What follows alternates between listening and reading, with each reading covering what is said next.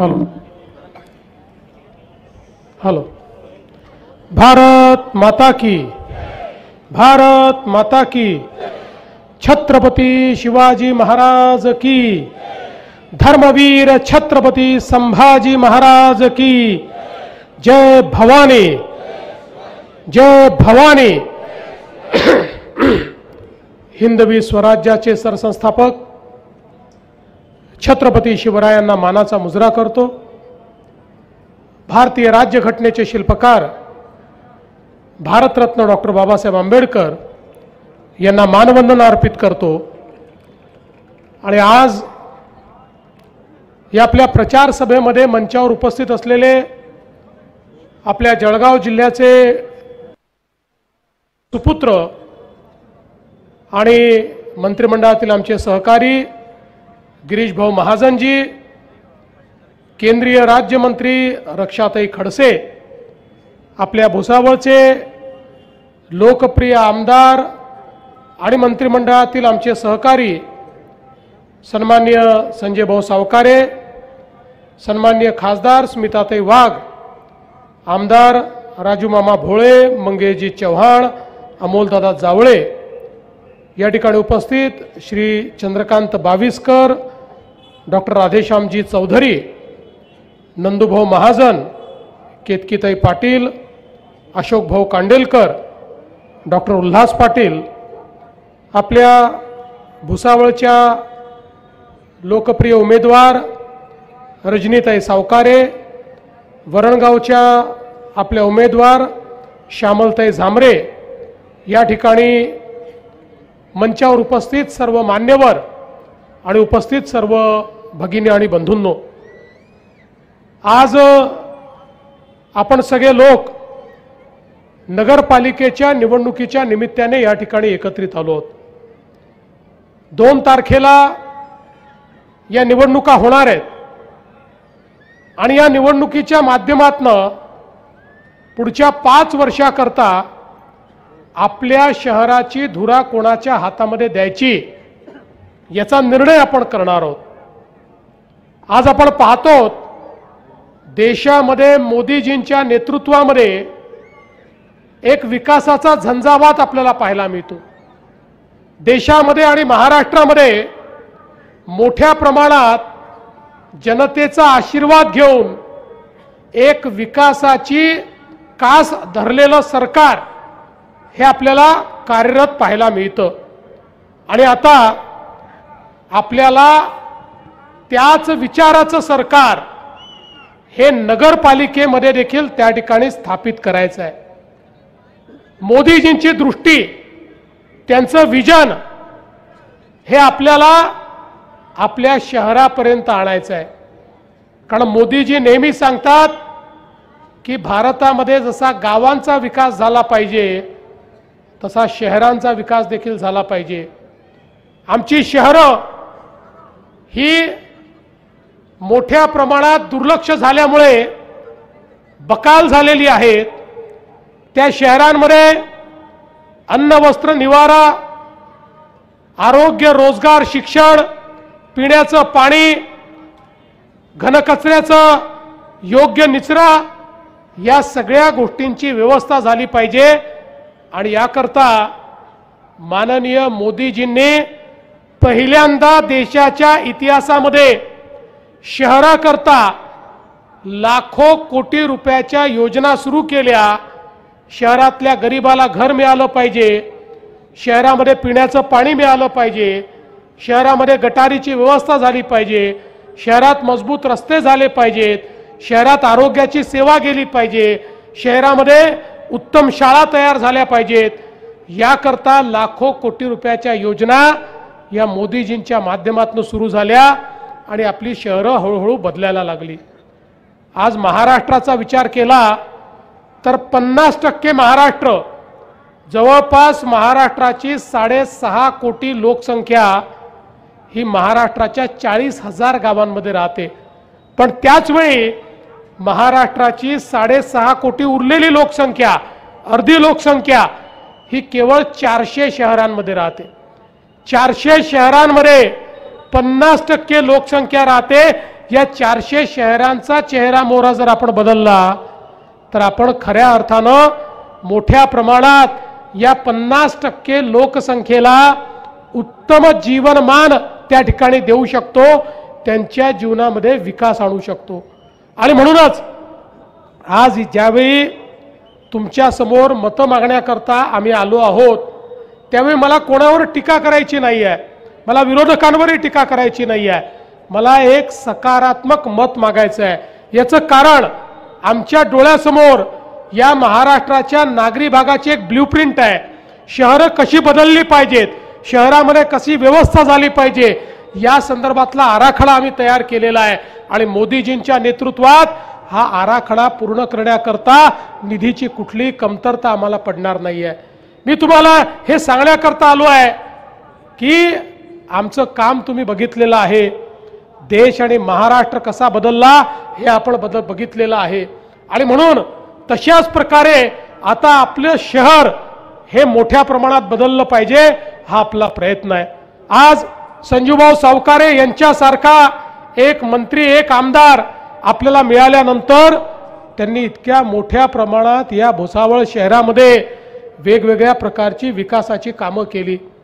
आणि मला आठवतं मध्यंतरी कॅबिनेटमध्ये पिण्याच्या पाण्याच्या योजनेच्या संदर्भात त्यांनी विषय मांडला आणि त्यांनी सांगितलं आमच्या टप्पा 2चं काम तर जोरात चालू आहे, पण टप्पा 1चं काम होत नाही, तो कॉन्ट्रॅक्टर काम करत नाही। आपण तात्काळ सांगितलं फोरक्लोज करा आणि नवीन माणसाला ते काम द्या। ती आता व्यवस्था चालली आहे। मला विश्वास आहे की पुढच्या 1 वर्षामध्ये या भुसावळ शहरातल्या प्रत्येक घरामध्ये नळ उघडल्यानंतर 24 तास त्या ठिकाणी पिण्याचं पाणी असेल आणि 365 दिवस आमच्या माता भगिनींना त्या ठिकाणी पिण्याचं पाणी मिळेल, अशा प्रकारची योजना संजूभाऊंनी मंजूर करून घेतली आणि त्यातल्या अडचणी देखील खूप मोठ्या प्रमाणात दूर करण्याचं काम आपण या ठिकाणी करतो।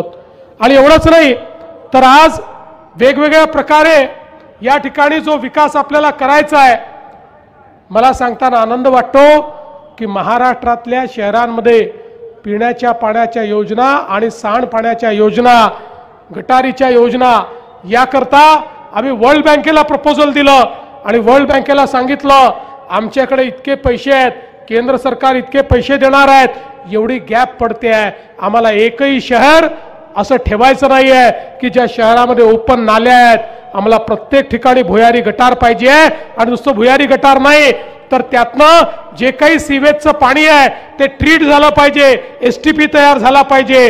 आणि मला सांगताना आनंद वाटतो की आमच्या त्या योजनेला मान्यता मिळाली आणि गॅप फंडिंगचे पैसे आम्हाला वर्ल्ड बँक त्या ठिकाणी देते आहे।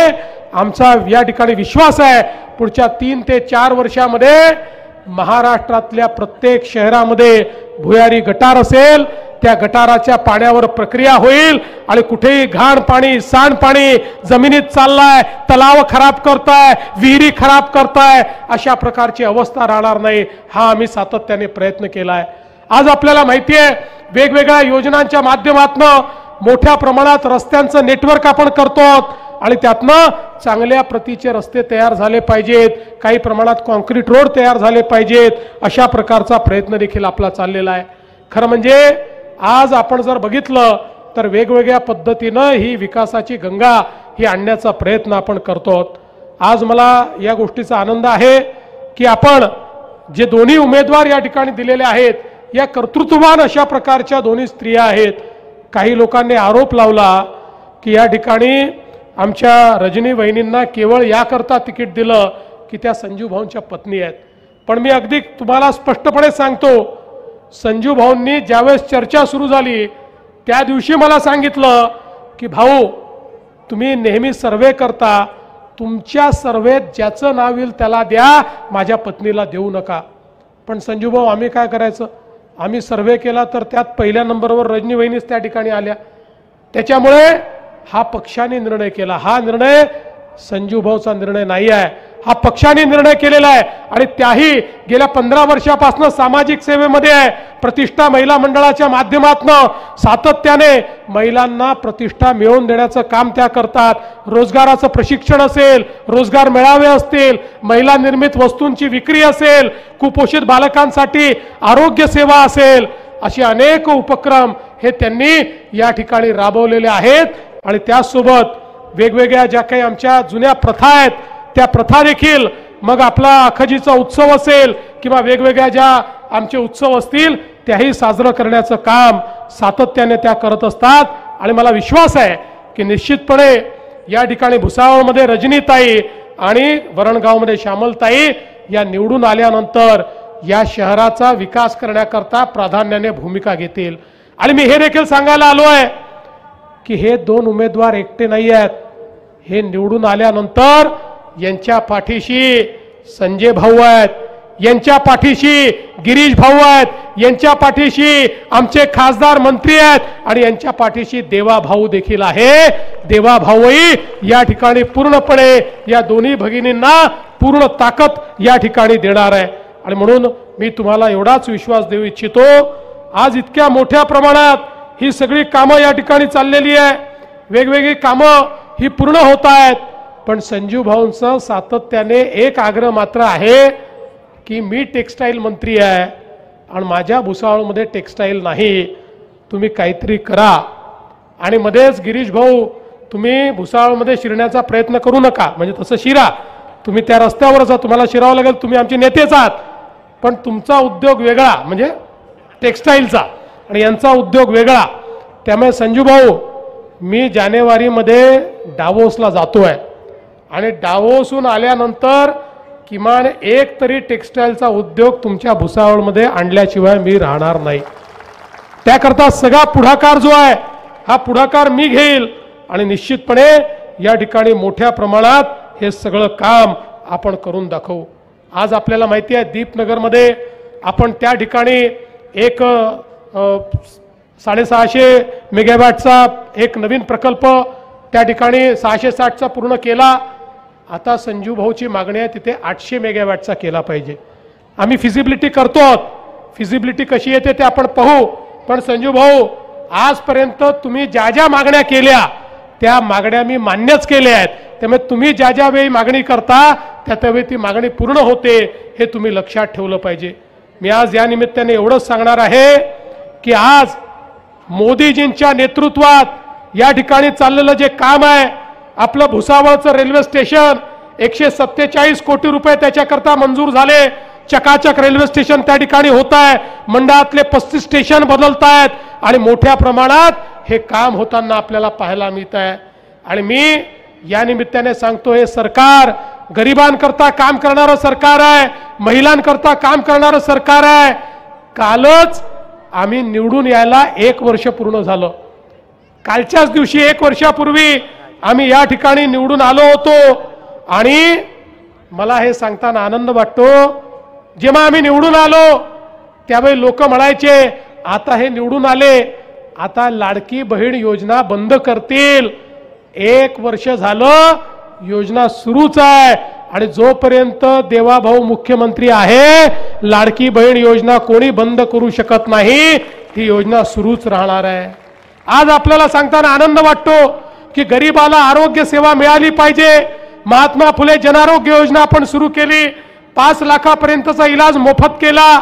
आता मागच्याच महिन्यामध्ये आतापर्यंत 1300 रोगांवर आपण इलाज देत होतो, आता 2400 रोगांना 5 लाखापर्यंतचा खर्च हा आपण मोफत देतोय आणि त्याच्यावर 27 रोग असे आहेत की ज्या रोगांकरता 5 लाखाच्या वरचा खर्च देखील राज्य सरकारच्या वतीने आपण करतो। आमचा प्रयत्न आहे प्रत्येक माणसाला आरोग्य मिळालं पाहिजे आणि आता तर मोदीजींनी त्या ठिकाणी आयुष्यमान आरोग्य केंद्र दिलेलं आहे। आयुष्यमान आरोग्य केंद्र हे प्रत्येक नगरपालिकेच्या क्षेत्रात आपल्याला स्थापित करायचं आहे, त्यातनं प्रत्येकाकरता डॉक्टर आणि मोफत अशा प्रकारची औषधी ही आपल्यापर्यंत पोहोचणार आहे। आणि म्हणून या सगळ्या योजना आपल्यापर्यंत पोहोचवण्याकरता माझी आपल्याला विनंती आहे की या ठिकाणी संपूर्ण या जिल्ह्यामध्ये भारतीय जनता पक्षाला आपण निवडून द्या। मी आमच्या साधना वहिनींचं अभिनंदन करतो।